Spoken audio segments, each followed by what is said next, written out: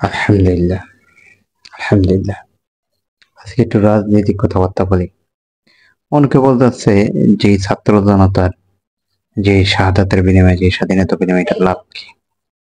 তা আমি যে প্রথমে ছবিটা দিলাম হেডলাইন দিলেন যে দেখে তো আপনি বুঝলেন কি লাভ?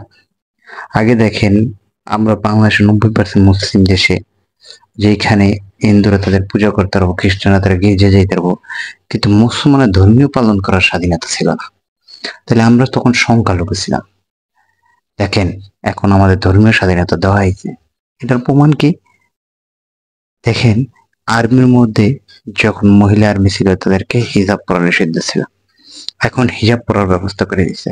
তার মানে বুঝছেন কি যে এই মালাউন হাসিনা কি করছে?